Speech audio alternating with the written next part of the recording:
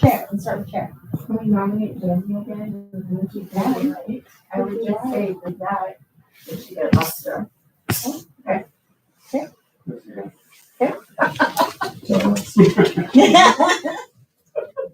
Right, so how about all in favor of Jenny for budget committee chair, say aye.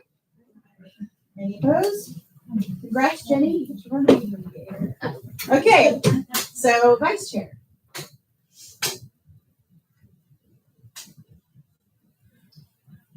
Well, I think we have two people at the table that have been on the budget committee that aren't board members that have some experience with this, so. I think that our newer members would be fine to defer to one of those two as vice chair, is that correct? Yeah. I've never seen you shake your head or nod your head. Yeah. So quickly, both of you. And do keep in mind that vice chair doesn't often run meetings.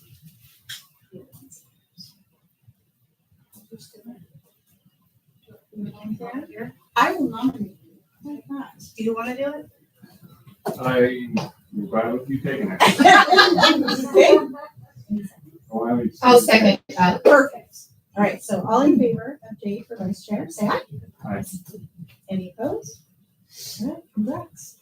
Since Jay's not here. I was gonna say, do I have to get some? No, I'll do it for you. It's okay, we'll do it for the next, we'll let her take over when she gets here. Okay, so, we'll do some additions and any adoption to the agenda. So second page is your agenda, if there's anything that needs to be added to this. Otherwise. we can have a motion to adopt the agenda. I'll make the agenda. Or sorry. Are we doing the agenda? Oh, Yeah, adopt it. Sorry, I adopted the agenda. I was looking at the minutes and it screwed me up. You have a second for that one? Okay. It's been moved and seconded, and all in favor? Any opposed? All right, so motion passes unanimously. We'll do the approval of the minutes. So this is from May 20th of 2024. So this would be the last page. So year to year, we can't approve the last minutes until we get to the next budget committee meeting. So then that would be this meeting to approve these minutes. And I just need to- I'll make a motion to approve the minutes from 2024. Been moved and seconded. Any further discussion? All in favor? Ayes? Okay. All opposed? All right, so motion passes unanimously. All right, we're gonna move to the budget message from the superintendent. And we'll let him start. This is the only one that I actually have to read it out of the book, so it's a little bit boring because it's straight out of it. You can read it as well, but I'm gonna make sure I do that.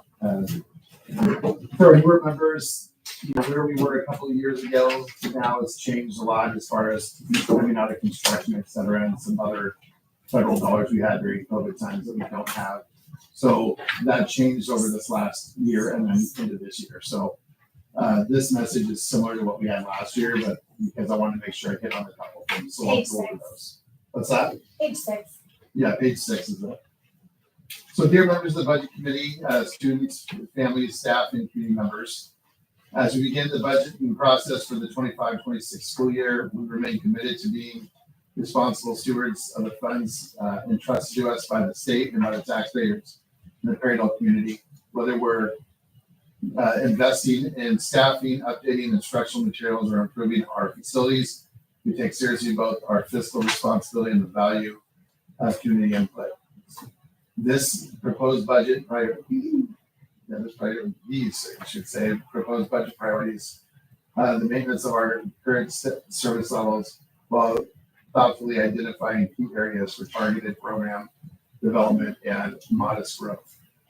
In recent months, many districts across the state, particularly one that's neighboring us, have reported looming budget shortfalls and anticipated staffing reductions. These challenges have largely been the result of relying on their temporary ESSER funds, which are the federal funds that we had before, ongoing staffing, declining in student enrollment, and significant increases in labor costs. Fortunately, Perrydale has not experienced these pressures to the same extent. The staffing increases we have made over the past several years have largely been supported through stable, ongoing state grant funding, including high school success, the student investment account, and most recently the early literacy grant. These funds have allowed us to support 2 instructional assistants, a K math specialist, a student success position, and the new CT shop teaching role that we've had this last year. This budget also accounts for necessary increases in fixed costs such as utilities, fuel, and compliance with new and ongoing state mandates. We've also allocated significant funding for the adoption of a new social science curriculum that we have coming up, and upgrades to our technology and several infrastructure improvements.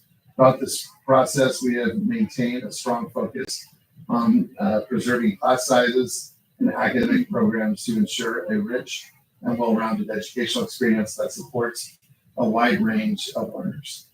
We are deeply grateful for the ongoing support of our community, which allows us to sustain high-quality programs, staffing levels, and safe, welcoming school environments. We look forward to continuing our partnership with families as we work together to build a strong academic foundation for our students and support them in reaching their full potential. Thank you for your thoughtful consideration of the proposed 2025 to 2026 budget. Thank you. We will move to the budget presentation by our business manager. Cindy, take it away. All right, so I have some slides up here that we're just going to go through what is in your book that you have in front of you. And some of this we went over in the training beforehand. So Tori and Melissa, I gave them a crash course and some of the stuff that we're going to go over. Starting with a summary of funds, you all have in the beginning of your book. This just shows the funds that we're using this year. I went ahead and put in gray some of the what we aren't using, or if there's just a hole in, for whatever reason, numbers were skipped, and some of them are from previous grants that we just don't use anymore. Just so you could see that they're there, but we don't use them. Summary of functions. So that's going to be when you're looking at, for instance, the expenditure budget. Your first 3 numbers is the fund. Your second set of numbers, it's a 4-digit, is the summary of functions. So your 1000s are instruction. It's going to be our elementary, middle school, high school, special ed, title programs, anything that has to do with the instruction of our students. 2000 numbers are going to be our support services, so office, fiscal, maintenance, transportation. The 3000 is the community services. Generally, that one's mostly food service. And then 4000s is the facility acquisition and constructions. 5000 is our debt service and interfund transfers. And then 6000 is our contingency.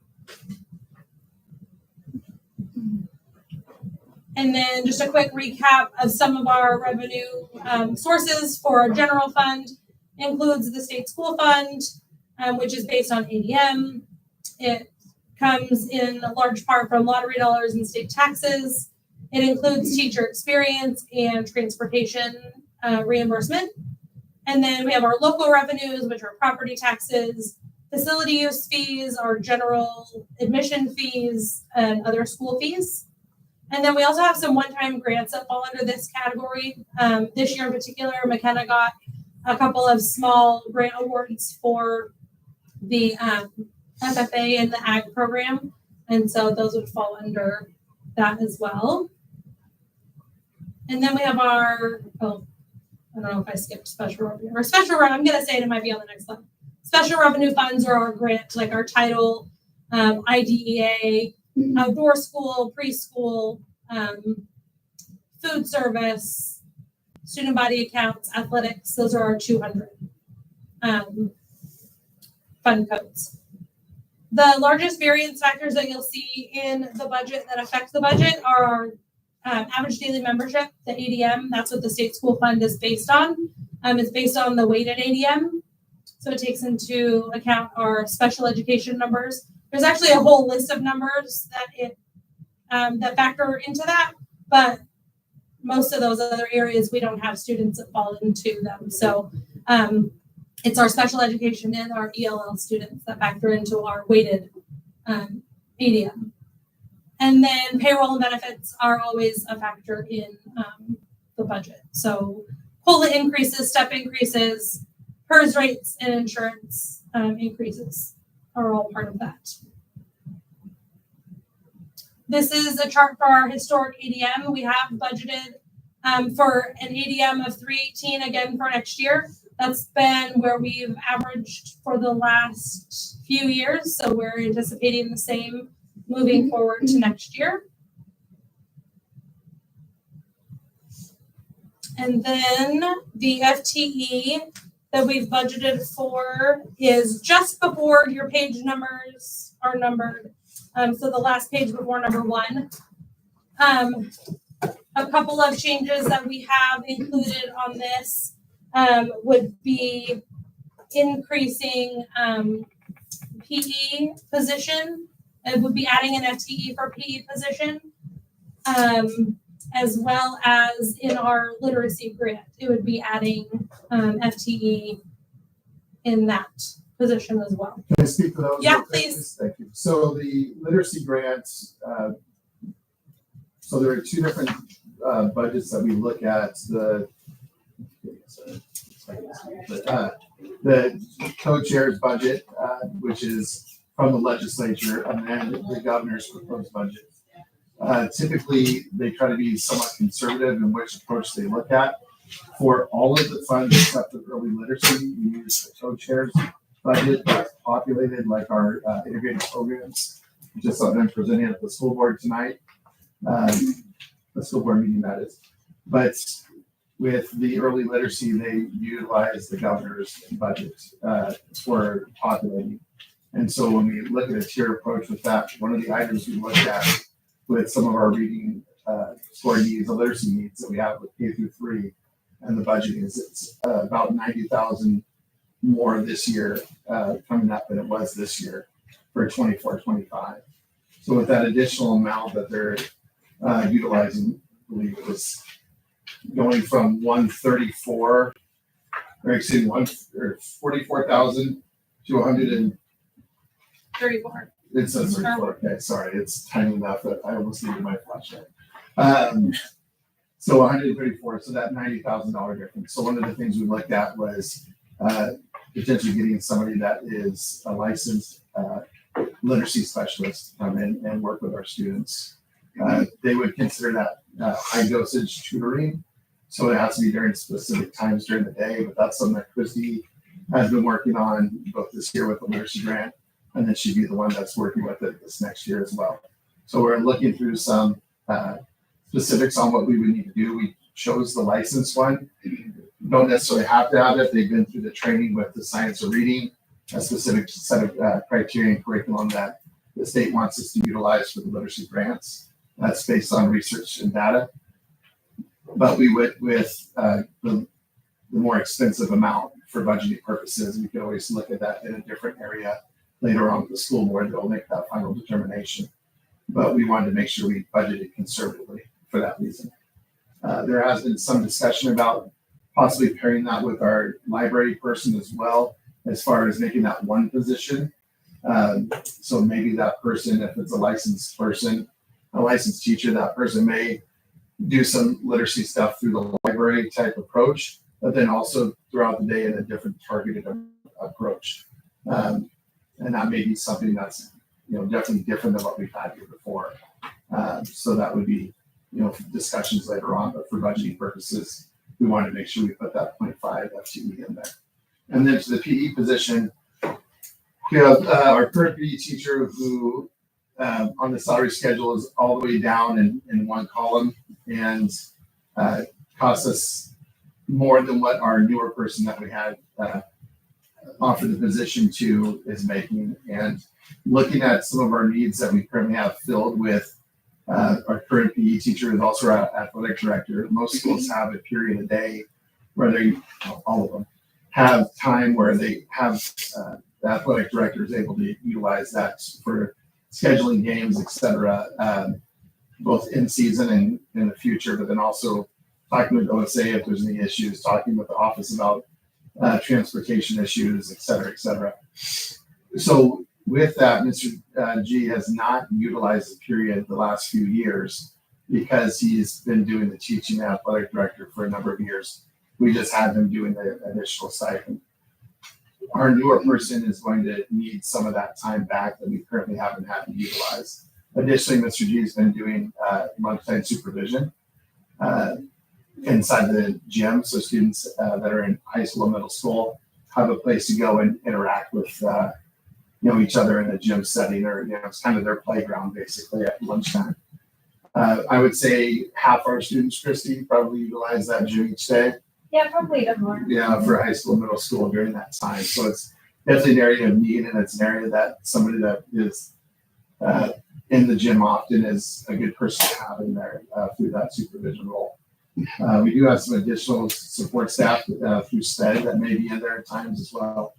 But those are two areas. The other areas, we have specific minutes with K through 8 for PE minutes, and in order to better meet the needs of those PE minutes with our K through 5 especially, we felt like we needed to add some minutes. So a lot of schools utilize their recess minutes if they're more structured, then they can utilize those, or like a morning stretch time, et cetera, or workout, et cetera. But we feel that in order to really meet the needs of getting that PE every day, some additional PE time was there. So we put it into the budget, to fit into the budget, but again, ultimately the board and the budget committee have to make that agreement whether or not to go that route.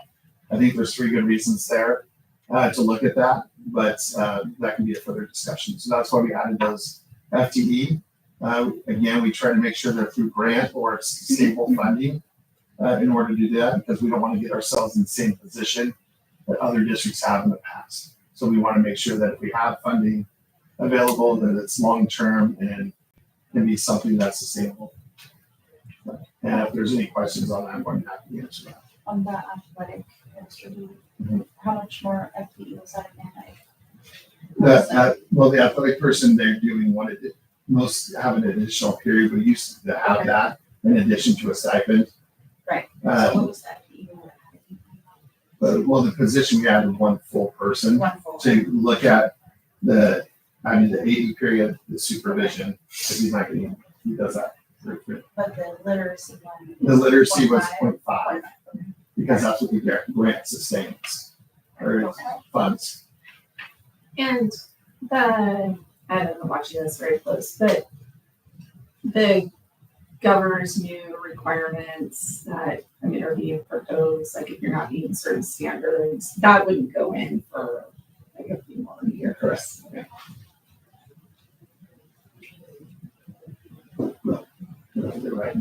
Well, yeah. We well, Yeah. will find out what that looks like. That's what we're here. So. All right. Well, thank you. And again, if there's any questions about that FTE now or later on, or between now and the next budget meeting, you can ask Cindy and me, and then we would respond to the whole group. That way, everybody was informed. All right, and then on the page 11 is the fund overview. And then that moves into the proposed revenue budget, followed by the proposed expenditure budget. And then I also farther back have the expenditure budget broke down in the special revenue or broken down by fund. So starting on page 59, it's broken down specifically by fund. So then it 59 is our general fund, and then the special revenue funds follow. Thank you, Reverend. The page number. Yeah, you're welcome. For that once or twice. Page 72 is the current, my table of contents is wrong, sorry. It's this 24-25, but it's the 25-26 estimate. Generally, they send, I was saying this before in the training, they send out an updated estimate in May. I haven't seen anything that makes me think that it's going to change at all, but if there is an updated one, I will make sure to put that in the next, I'll replace this one. I don't anticipate it changing. This just breaks down how our state school fund grant is applied with all of the factors. And during this time, when it's the longer session of legislature, some of this is our best estimate compared with next year, where we know what the 2-year budget is because it's been allocated this year. So we have, traditionally in the past, like in May, you usually get a little bit more than you got in March, and in March you got a little bit more than you got originally. This new person that's calculating the budget, they're doing it a different way, and it's a new person. And what we were told the other day in our phone call with other superintendents was to not anticipate that there will probably be any nudge up on that May forecast. And I'm guessing you're hearing the same. So we're trying to base it on what we have. The gentleman that keeps us updated on our funding on that side, his name is Morgan Allen, and he had shared with us that he's pretty confident in the number that we were already given, but he doesn't think it will increase.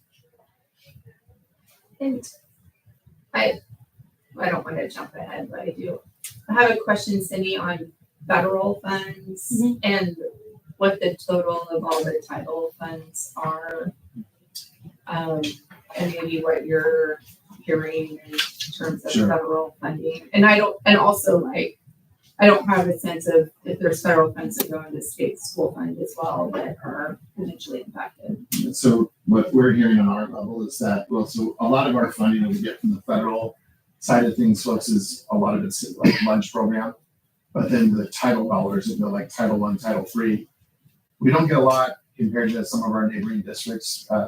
They base Title I dollars off of the poverty level of children who actually live in your district, not that attend your school. So with that being said, we don't have a ton of poverty in our district for kids that are 0 through 18 or 17, I guess. So with that being said, our title dollars are smaller than a lot of our neighboring districts. But at the state level, what we're hearing, Cindy, you may be able to speak to that in just a second on that total amount. One of the things that we're hearing is that they're trying to figure out exactly how that pay would happen, because Oregon is one of the states that's not agreed with the federal level Department of Education on how we would do certain things to be compliant with what the federal government is saying we should do. And that's coming from a state directive. And so the state controls most of the purse for us.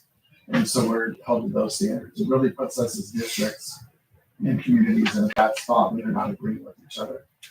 But what we were told the other day in that same call with Morgan was that it would likely be some of the reserves that's some discussion they've had that tap into some of those to offset that cost in order to make districts whole. But again, that would have to be, I believe that one's 3/5 of the legislature would have to agree. That being said, there is a supermajority in both the House and the Senate, regardless how people may feel about that politically. There is a supermajority in both the House and Senate right now.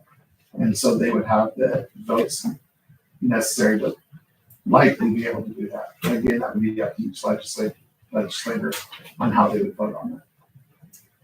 Well, and I think also, I'm kind of hearing some of the titles may be reduced or go away, even if Oregon doesn't have funding hold. So. Yeah. So if you may want to speak to that, I don't know if you have it all tallied out. No, I just did a quick tally. So it's about, right now, I'm anticipating, they don't tell us what we officially get until next year. So it's pretty loosely based on what we got this year, because it goes through part of next year and then we get funding again. So right now it's between all of the title funds. We have title funds that come from ODE, and then we have our rural ed title funds, and that one comes directly from the Fed. So what I haven't heard an update in a while, but what I heard recently was, well, we didn't have an update, but they were looking at our funds that get routed through ODE. That's what they were unsure of. Like if they close that off, is ODE going to pick up for, and that's what the last update I had, they hadn't heard anything one way or the other with that. It's about 42,000 right now that comes through ODE, and 42,000 that comes from REAP. A good chunk of, I don't have a lot of FTE built into the title. A lot of it is supplies. And anticipating that, I also built our title person in with our elementary salaries. So I have it separated out. If we keep the funding, then parts of her salary would come from the title sources. But I do have it in our general fund also.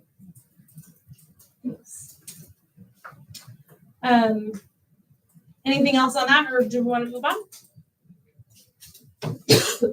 73 is our project list that Dan worked closely with Troy on. This is facility improvements coming from an interfund transfer, a majority of an interfund transfer, partially what our carryover in that fund right now is. And then a couple of things still in our bond fund that we are continuing into next year. Improvements there. So these are listed in what we see, and between Dan and myself talking and Dan and Troy talking, the order of priority in our facilities improvements. Is that correct? Yeah, so we, just speaking of these items, those are the ones that we thought fit into that budget. We looked at what we had previously, and we tried to fit within that area for the most part. Like, we didn't have the school bus or the minibus that we had to purchase this year, so we subtracted that amount out of it. But looking at that, the multi-year project, do one section per year, the exterior paint. Then the big gym HVAC, we're still getting use out of that, but like we had discussed in previous board meeting, we want to start squirreling some of that money away. The kitchen, we're actually going to be utilizing some of that money to purchase some of those items before summer and start working on it, but the rest of it would be some actual like electrician work that happens during the summer. So that was actually moved to this next part. So the current part we have, we're going to use the 25,000 and the 50,000 for the kitchen that we had, and then the additional 25,000 we have there that have the additional projects. Troy had the need for a scrubber, just kind of a riding chariot looking scrubber. We have one we utilize in the other side of the building, but we need one other. And then mower, after trade-in of the existing mower, we were looking at possibly having to do that, so we budgeted for that in case we did have that need.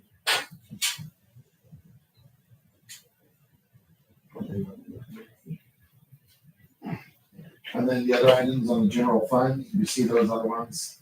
The athletic one, I believe, is the same amount, or is a little bit less that time, Cindy? I think it's slightly, putting me on the spot, I don't know, slightly less. It's not more. Yes. So that we know. And then the other ones are pretty much the same that we've had done previously.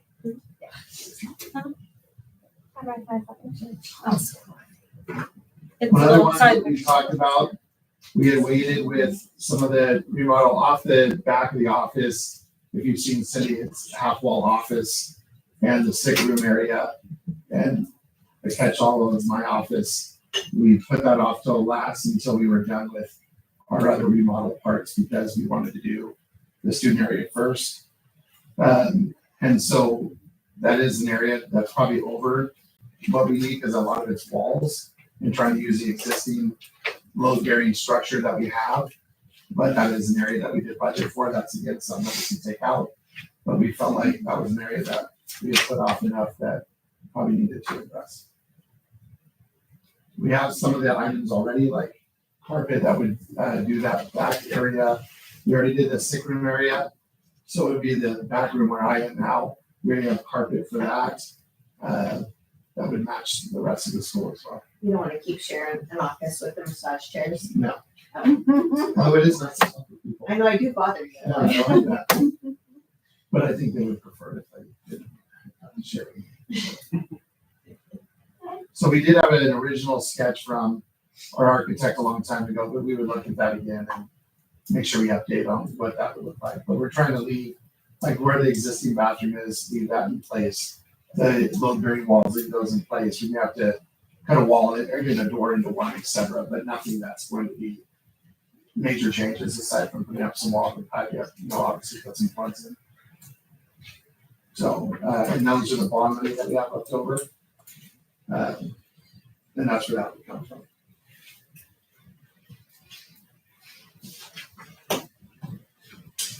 That brings me to the end. Oh, so much of the time. So if you have any questions, you can share them out now. We can write them down. If you could email any questions by May 5th, that will give you time, excuse me, before the next budget committee meeting to get them answered and shared out to everyone, and then I'll bring them back.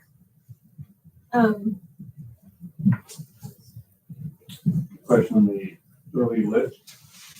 The grant, is that going to be affected every year or?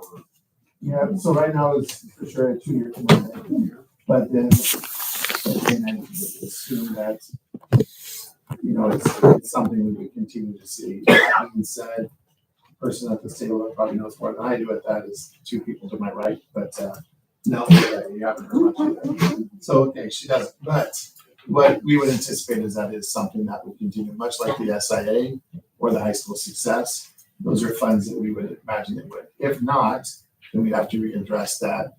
We'd have to address the FTE, because again, we don't want to put ourselves in a position where we're utilizing grant dollars and then it goes away.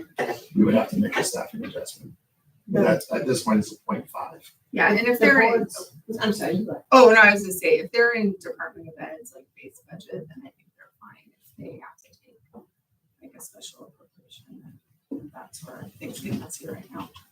And the board has always said that if it's, and I say this loosely because I won't be on the board much longer. I'm looking forward to retirement. But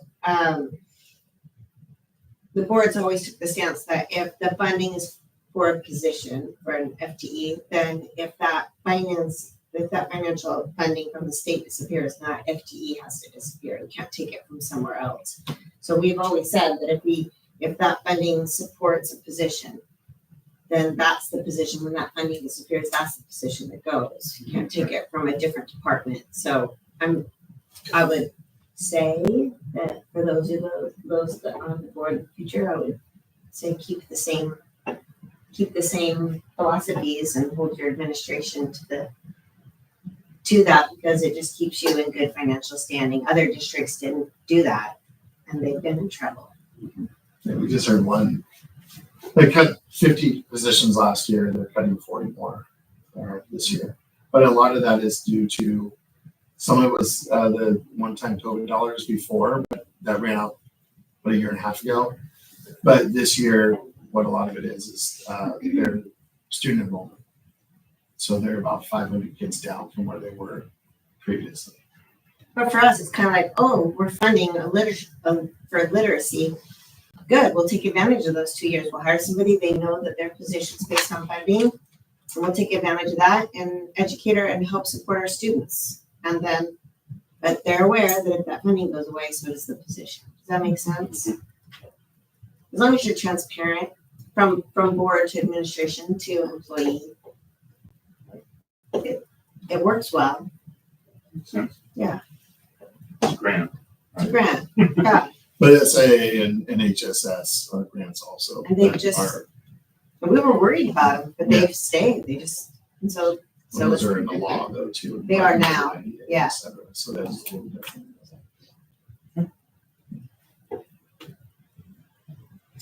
Remember when I said guesstimate earlier, we understand that that's what we try to do. Again, what we try to do as a school district in the past is try to be pretty conservative with what we're doing with our approach to numbers we're hearing and making sure that we're not trying to look at the rosiest picture available, but trying to look at stuff that is more realistic or the lesser of the numbers that we're hearing. I think that we have a pretty good indication of where we are with the base funding, but it's some of the other items that we don't know in addition to that. So I'm gonna say something. Oh, you were just scratching. Yeah.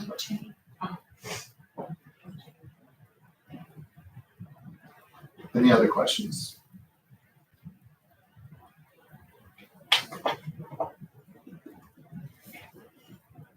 No. Yeah. Magic word, right? Well, before we, I'm sure you're gonna end it here in a minute, for our budget chair over there with Jenny, but I do want to say again, our folks that are, our four folks here, and I don't know if Rachel's online or not, but thank you for your time and effort with this, and some of you are going to be on the board soon, and this is good for you to, have, good for us to have you here as part of this now also, but it's also going to be good for you to have an understanding of that budget a little bit more and more. It's time out of your day, and I get that, and time away from basketball and some other important family commitments, so thank you. Appreciate it.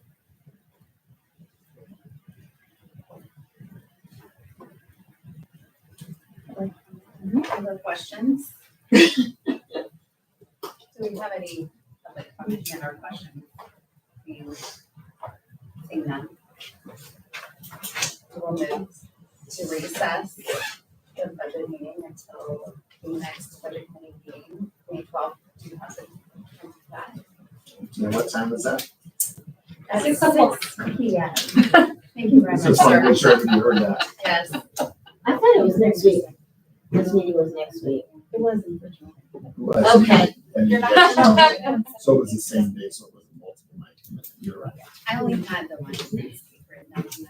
I remember the Planner? time I was like, let's have another meeting. It'll be fine. Yeah.